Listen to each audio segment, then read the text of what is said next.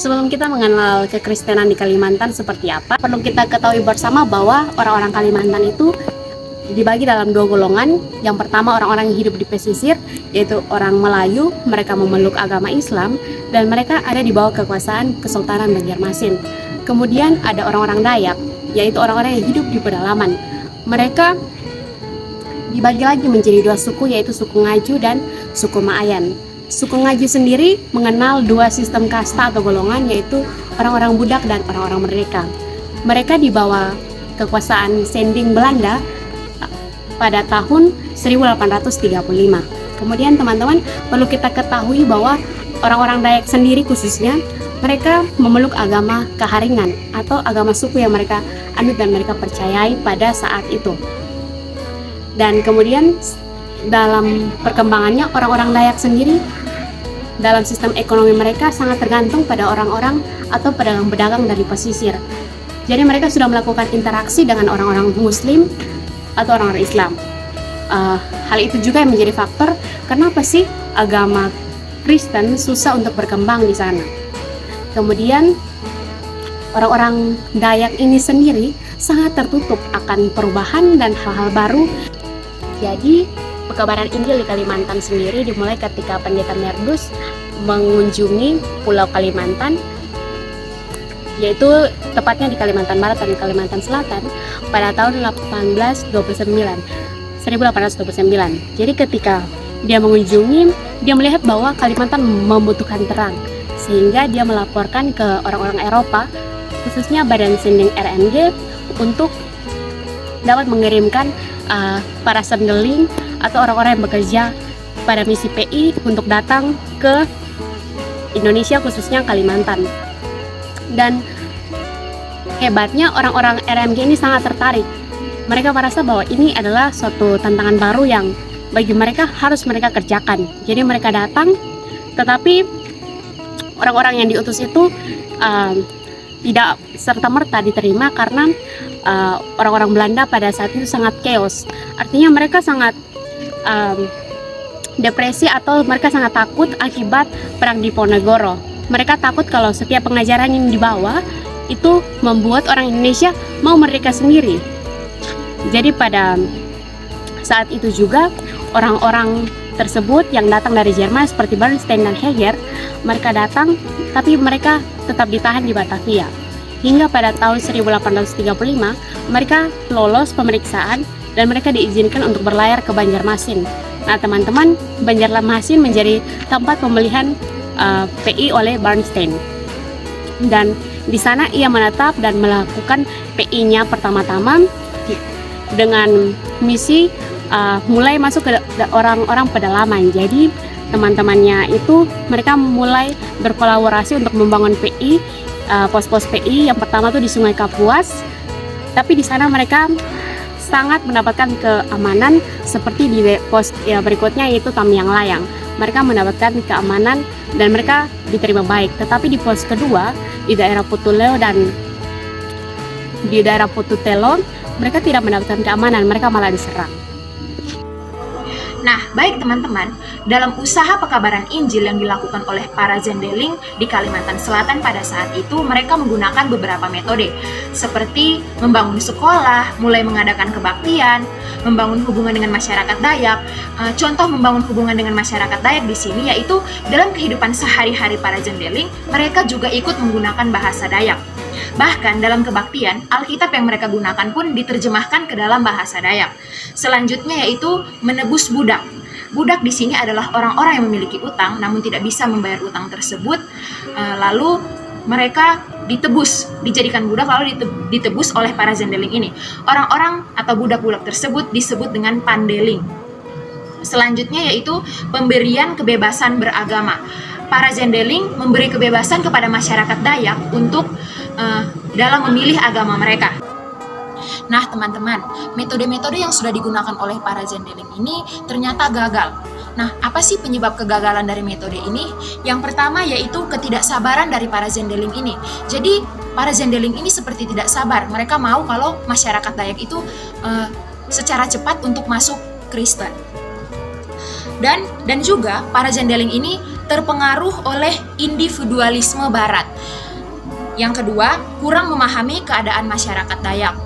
Selanjutnya, mereka terlalu beralih metode. Seperti metode yang satu belum selesai seperti itu, mereka langsung lanjut atau berganti kepada metode yang lain. Yang keempat, tidak memikirkan secara sistematis permasalahan PI. Yang terakhir yaitu kegagalan PI ini, pekabaran Injil, oleh karena perang hidayat yang terjadi pada saat itu. Oke, baik teman-teman, saat ini saya akan menjelaskan mengenai pekabaran Injil kembali setelah perang hidayat dan faktor-faktor yang berpengaruh. Nah, 7 tahun setelah perang hidayat, pemerintah kembali mengizinkan para RMG untuk mengabarkan Injil pada saat itu dengan ketetapan bahwa mereka harus tinggal atau menetap di dekat benteng-benteng Belanda. Nah, maka dari itu pada Zending ini pada tahun 1866 mereka mendirikan pos-pos PI. Yang pertama yaitu di Kuala Kapuas untuk menuju pada atau menjadi gerbang pertama menuju ke Sungai Kapuas.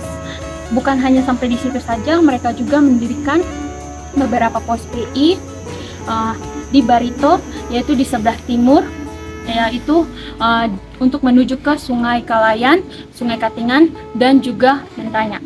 Maka dari itu pekabaran Injil pada saat itu mulai meluas di berbagai kalangan di suku Dayak.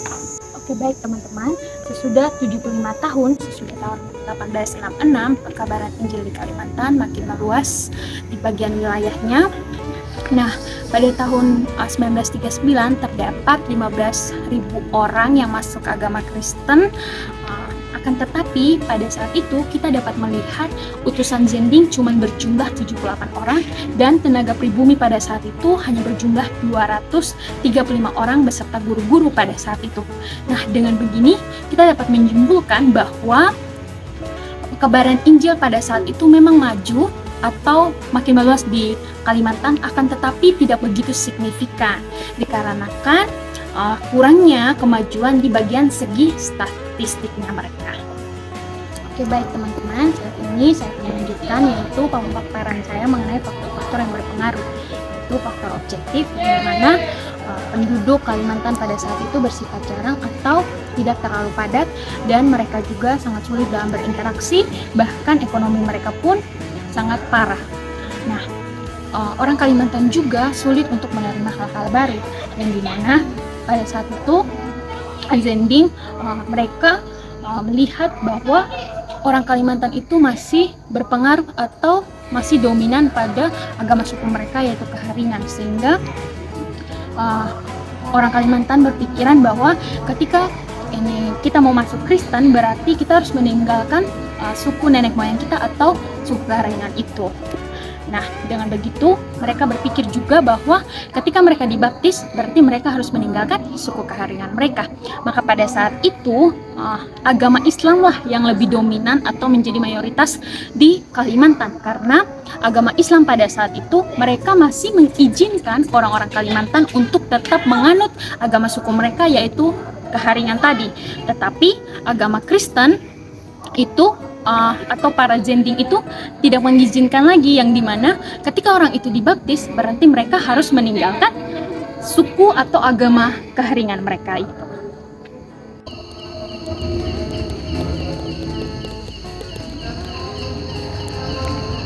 Setelah perang hidayat ada usaha-usaha untuk gereja itu mandiri. Pada tahun 1930-an sudah dimulai usaha untuk kemandirian gereja. Yang pertama yang mereka lakukan ialah mereka menggunakan tenaga pribumi, seperti ada Bumi Putra, kemudian mereka juga menggunakan guru-guru yang juga diangkat sebagai penatua atau penghantar jemaat, dan kemudian ada anggota-anggota jemaat yang bekerja sebagai pedagang yang gencar untuk memberitakan Injil. Kemudian dari kalangan suku sendiri ada kepala suku namanya Epinang, dia adalah tokoh sebagai perkembangan gereja Kalimantan selanjutnya. Dia dan anak buahnya dibaptis. Kemudian usaha selanjutnya yaitu mendirikan pendidikan. Nah, pendidikan yang didirikan itu lembaga pendidikan guru-guru jemaat di Kuala Kapuas yang dipimpin oleh PH Naman. Kemudian di Banjarmasin sendiri pada tahun 1902 didirikan sekolah pendidikan guru juga di Banjarmasin, dan lulusan dari sana sangat dihargai oleh Sending, misalnya Joli Sandan dan Samuel Sandan anaknya. Kemudian ada usaha untuk mereka mau memilih pendeta sendiri atau pendeta Dayak pada tahun 1912. Tetapi hal tersebut tidak disetujui oleh Barmen, karena mereka merasa bahwa orang-orang Kalimantan itu sangat memerlukan Sending dan mereka belum bisa berdiri sendiri. Kemudian pada tahun 1920, akibat kekalahan Jerman pada Perang Dunia Pertama, RMG terpaksa memberikan wilayah kekuasaan mereka atau wilayah pekebaran Injil mereka kepada Sending yang ada di Swiss, atau bisa kita kenal dengan Sending Basel. Setelah Sending Basel ini masuk, mereka mulai merasa bahwa orang-orang Kalimantan atau gereja di Kalimantan perlu berdiri secara mandiri. Makanya mereka mulai melakukan serangkaian rapat dari tahun 1925 sampai 1929 membahas bagaimana sih gereja di Kalimantan itu bisa berdiri secara mandiri. Barulah mereka sadar bahwa mereka perlu pemimpin yang terdidik. Makanya dibangun sekolah teologi di Banjarmasin pada tahun 1932. Kemudian mereka mulai mendirikan gereja Dayak Evangelis secara mandiri pada tahun 1935, tepatnya pada tanggal 4 April. Berdiri gereja Dayak Evangelis. Tapi harus diketahui bahwa sesuai dengan peraturan gereja tahun 1935, ketua sinodenya haruslah orang Sending. Jadi mereka memilih seseorang dari Sending untuk menjadi ketua sinode mereka. Kemudian mereka menghabiskan 5 orang pendeta. Kemudian kita masuk kepada, ternyata rupanya Sending Basel ini tidak bertahan lama, karena pada tahun 1940